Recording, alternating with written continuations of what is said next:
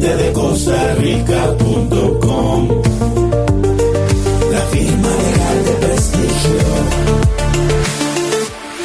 El derecho discutido como nunca antes.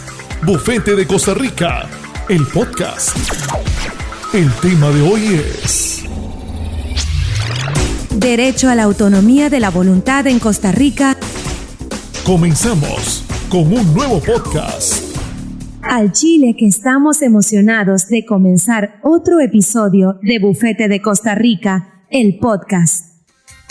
Hoy nos sumergimos en un tema que es la columna vertebral de cómo nos relacionamos legalmente los unos con los otros, un concepto que parece de abogados, pero que usamos todos los días sin darnos cuenta. El título exacto de la investigación que analizaremos es Derecho a la autonomía de la voluntad en Costa Rica. Y para desglosar este tema tan crucial, contamos con la investigación jurídica impecable del licenciado Larry Hans Arroyo Vargas, cuya publicación es la base de nuestra conversación de hoy. Con nosotros en el estudio, un panel de lujo. Bienvenidos Enrique, Jimmy y Paula. Gracias por acompañarnos. Un placer, Flor. Un tema esencial para el motor económico del país. Esencial, sí, pero con matices que es urgente discutir. Gracias por la invitación. Feliz de estar aquí y tratar de ponerle cara a esos conceptos que a veces suenan tan lejanos. Perfecto. Pues empecemos por el principio, valga la redundancia. Enrique, el artículo arranca diciendo que la autonomía de la voluntad es una piedra angular del ordenamiento jurídico. Para alguien que nos escucha y que nunca ha oído ese término, ¿cómo se lo explicarías como si fuera un cliente tuyo por primera vez? Con mucho gusto, Flor. En su forma más pura y simple, la autonomía de la voluntad es tu poder para tomar tus propias decisiones y que esas decisiones tengan consecuencias legales que los demás deben respetar. Es la libertad de decir, yo quiero este trato con estas condiciones, con esta persona. Es el principio que dice que si dos personas adultas en su sano juicio se ponen de acuerdo en algo lícito, ese acuerdo es ley entre ellas. En el mundo de los negocios lo conocemos por su nombre en latín que suena muy elegante, pero es muy práctico. Pacta sunt servanda. Los pactos se cumplen. Sin este principio no habría seguridad para invertir, para comprar, para vender. Sería el caos. Es la base de la confianza en el sistema. Los pactos se cumplen. Suena muy directo, muy claro. Jimmy, te veo asintiendo, pero con una mirada que me dice que quieres añadir algo. Es tan simple como lo plantea Enrique.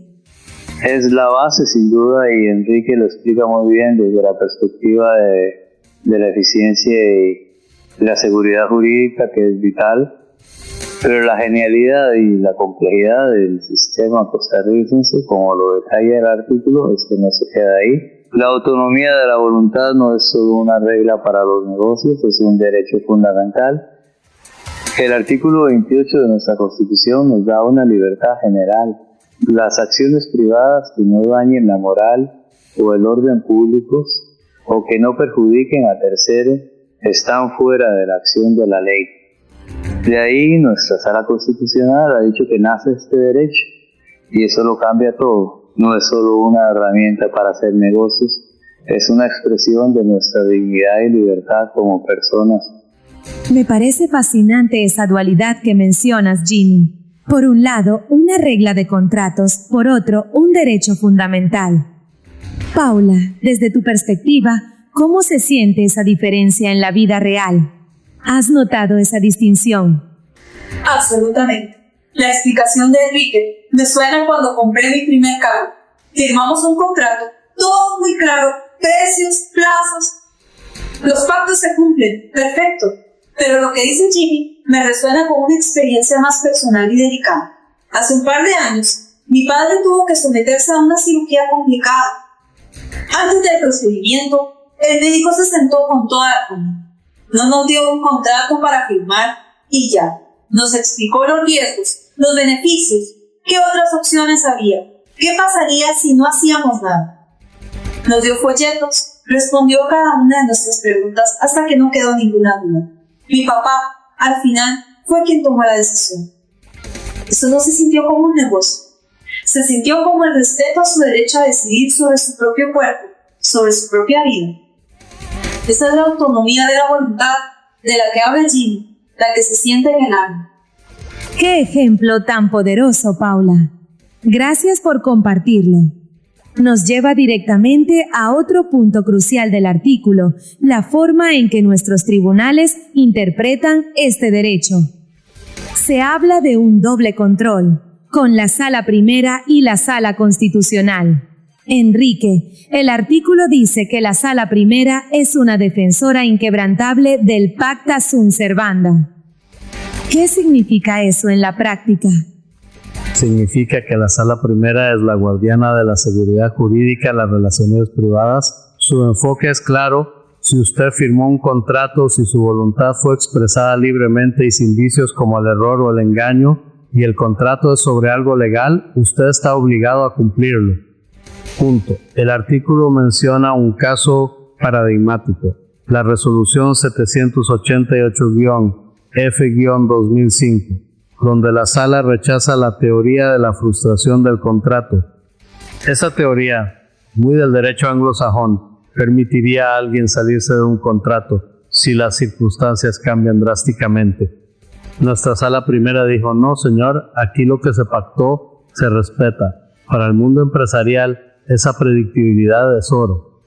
Significa que puedo confiar en que mis contratos no se van a desvanecer por un cambio inesperado en el mercado. Es la columna vertebral de la inversión y el comercio. Certeza y previsibilidad suenan como pilares para cualquier economía. Jimmy, si la Sala Primera es tan estricta, ¿cuál es el papel que juega la Sala Constitucional en este doble control? Parecerían ir en direcciones opuestas. No van en direcciones opuestas, Flor, y esa es la belleza del sistema. Son complementarios. La Sala Primera revisa la legalidad, el cómo del contrato. La Sala Constitucional revisa la legitimidad, el qué y sus consecuencias en los derechos de las personas. La Sala Constitucional usa una herramienta que se llama ponderación. No solo ve si el contrato es legal, sino si es justo y equilibrado a la luz de los derechos fundamentales. Aquí es donde la idea de Enrique de que un pacto es un pacto encuentra sus límites necesarios. El artículo lo explica muy bien cuando habla de los límites, el orden público, la moral y los derechos de terceros. Hablemos de esos límites. Son la tríada constitucional restrictiva. Jimmy, danos un ejemplo concreto donde la Sala Constitucional diría, un momento, este pacto, aunque parezca legal, no es válido. Claro, pensemos en los contratos de adhesión, esos que mencionaba Paula. Cuando contratas un servicio de telefonía, internet o un seguro, no negocias nada. Te entregan un folleto con letra diminuta y te dicen firme aquí. Imagina que una de esas cláusulas dice que si tienes un problema, renuncias a tu derecho de ir a los tribunales de tu ciudad y tienes que ir a un arbitraje carísimo en otro país. Para la Sala Primera, si lo firmaste, quizás podría ser válido, pero la Sala Constitucional diría, un momento, esto viola el derecho fundamental de acceso a la justicia del artículo 41 de la Constitución. Aquí la autonomía de la voluntad del consumidor es una ficción porque no hay poder de negociación, hay una asimetría de poder brutal. La Sala Constitucional interviene para proteger a la parte débil. Eso no es ir contra la seguridad jurídica, es crear justicia real y necesaria. Entiendo tu punto, Jimmy, y la protección a la parte débil es un pilar del Estado social de derecho. Nadie lo discute. Mi preocupación como estratega es dónde se traza la línea. La intervención excesiva, incluso con las mejores intenciones, puede generar incertidumbre. Si cada contrato puede ser reexaminado bajo una lupa de justicia material tan amplia, Se corre el riesgo de desincentivar los acuerdos. El derecho del consumidor, por ejemplo, es fundamental, pero a veces su aplicación puede volverse un obstáculo para la innovación o para ofrecer servicios a menor costo. El derecho de retracto, que le permite a una persona deshacer una compra sin dar explicaciones, es una protección enorme para el consumidor, pero representa un costo y un riesgo logístico significativo para el comerciante. Es un equilibrio delicado. Pero ese equilibrio, Enrique, es la vida misma. Recuerdo haber comprado una aspiradora por teléfono. El vendedor fue tan insistente, tan hábil, que cuando colgué me sentí mareada y no estaba segura de por qué había dicho que sí. Al día siguiente, con la cabeza fría, me di cuenta de que no la necesitaba y que me había presionado. El derecho de retracto me salvó. Llamé, cancelé la orden y sentí un alivio inmenso. Para mí no fue un costo logístico para una empresa. Fue mi derecho a no ser víctima de una venta bajo presión. Esa protección, esa capacidad de decir pensándolo bien no, es lo que hace que me atreva a comprar en primer lugar. Sin esa seguridad, simplemente no participaría en ese tipo de comercio. Paula, tu anécdota ilustra a la perfección por qué existen esas leyes tuitivas o de protección. No son solo teoría. El artículo también menciona otras áreas donde la autonomía tiene características especiales, como el derecho de familia y las capitulaciones matrimoniales. Enrique, ¿cómo se ve la autonomía de la voluntad en ese campo? Ahí es otro excelente ejemplo de libertad y planificación. Por defecto, en Costa Rica, el régimen matrimonial es de bienes gananciales. Lo que se hace durante el matrimonio es de los dos. Pero las capitulaciones matrimoniales que se regulan en el Código de Familia son la máxima expresión de la autonomía de la voluntad de la pareja. Permiten que los futuros cónyuges o incluso los que ya están casados se sienten y diseñen su propio régimen económico. Pueden pactar una separación total de bienes, un régimen mixto, lo que mejor se adapte a su proyecto de vida. Es un acto de previsión, de claridad y de honestidad financiera que puede evitar muchísimos problemas a futuro. Es la pareja actuando como socios inteligentes de su propio proyecto familiar, usando su libertad para darse sus propias reglas. Es una libertad fundamental, pero de nuevo, con límites claros. La pareja puede decidir sobre su dinero, sobre sus bienes, pero no puede pactar, por ejemplo, que uno de los dos renuncie a su deber de fidelidad o que no habrá obligación de dar alimentos a los hijos. Esas son normas de orden público, principios que la sociedad considera tan importantes que están por encima de cualquier acuerdo privado. Lo patrimonial es disponible, lo humano y los derechos de los niños son disponibles. De nuevo vemos el mismo patrón. Libertad para regular tus intereses, pero siempre dentro de un marco de respeto a la dignidad y a los derechos fundamentales de los demás. Este mapa que estamos dibujando es cada vez más claro. Tenemos un principio general de libertad, defendido rigurosamente en lo comercial, pero moderado y equilibrado por la protección de los derechos fundamentales, ya sea en el consumo, la salud o la familia. El artículo, para terminar, nos lanza una mirada al futuro. Habla de contratación digital, contratos inteligentes, inteligencia artificial. Aquí las cosas se ponen de ciencia ficción. Enrique, ¿cómo ves estos nuevos paradigmas desde tu perspectiva de estratega? Como una frontera de oportunidades fascinante, Flor, los contratos inteligentes, por ejemplo, que se ejecutan solos basados en código de computadora. Imagina un contrato de seguros que al recibir un reporte meteorológico oficial de un huracán, automáticamente deposita el pago en la cuenta del asegurado sin papeleos, sin demoras, sin discusiones. Es la máxima expresión de la eficiencia y la certeza del pacta sunt servanda. La inteligencia artificial puede ayudarnos a redactar contratos más precisos, a identificar riesgos que antes pasábamos por alto. La tecnología puede potenciar la autonomía de la voluntad, haciéndola más rápida, segura y eficiente que nunca. Jimmy, me imagino que tu visión es un poco menos utópica. ¿Cuáles son los riesgos que ves en este futuro tecnológico? Los riesgos son enormes y son una versión 2.0 de los problemas que ya tenemos. Si hoy nos quejamos de la letra pequeña en los contratos de adhesión, ¿qué vamos a hacer con contratos escritos en código informático que el 99% de la población no puede leer ni entender? El artículo habla de la formación del consentimiento. ¿Qué tan libre es mi consentimiento? Si un algoritmo de inteligencia artificial ha analizado mis datos, conoce mis miedos, mis deseos, mis debilidades y me presenta una oferta personalizada diseñada para manipularme psicológicamente y que yo haga clic en acepto, la simetría de poder no desaparece, se multiplica exponencialmente. El desafío es cómo aplicar nuestros principios de protección, deber de información, prohibición de cláusulas abusivas a esta nueva realidad para que no se conviertan en letra muerta. Me da un poco de miedo, la verdad. Si ya es difícil entender lo que uno firma en papel, como dije antes, imagínense tratar de discutirle algo a un programa de computador. ¿A quién le reclamas? ¿Quién te explica? Se siente como que la parte humana, la posibilidad de conversar, de entender, se pierde por completo.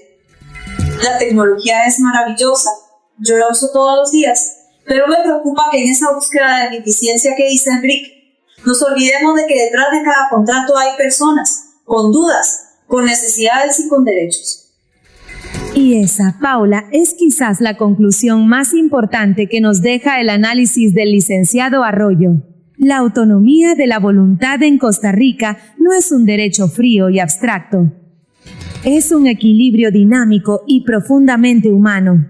Es la tensión constante entre la libertad para crear nuestros propios acuerdos y la responsabilidad de asegurar que esos acuerdos sean justos y no vulneren la dignidad de nadie.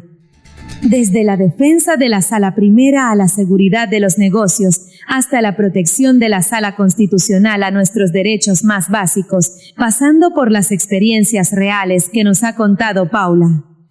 El sistema, con su doble control, ha demostrado ser robusto y adaptable. El reto, como bien señalan, será mantener ese espíritu protector y humanista en un mundo cada vez más digital y automatizado.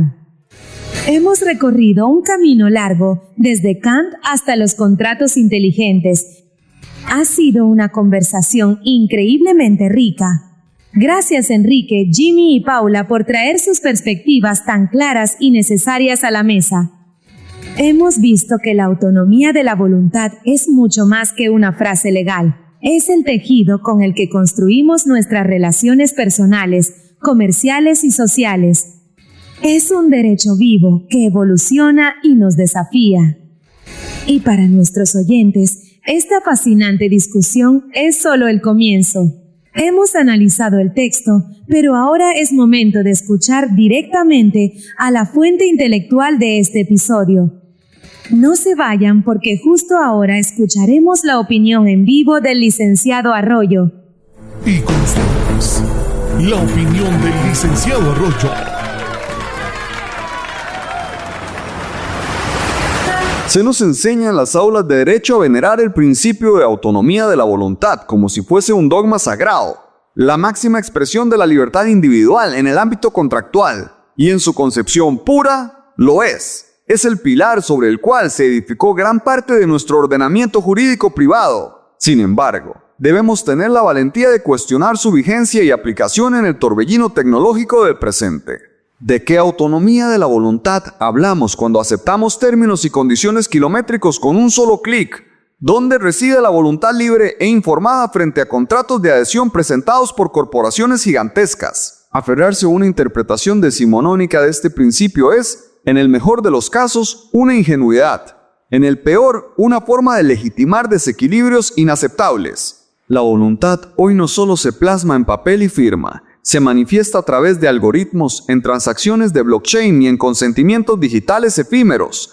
No se trata de derogar, sino de evolucionar. La solución no es anular el principio, sino robustecerlo con las herramientas y salvaguardas de la hora. es imperativo que nuestra legislación dialogue con los contratos inteligentes, que regule la transparencia algorítmica y que redefine el consentimiento para la era digital. Debemos construir un andamiaje legal que proteja la voluntad, no que simplemente presuma su existencia. Este es el tipo de pensamiento jurídico que nos impulsará hacia la Costa Rica del siglo XXII, una nación donde la libertad contractual sea una realidad tangible para todos, y no un mero postulado teórico reservado para los juristas.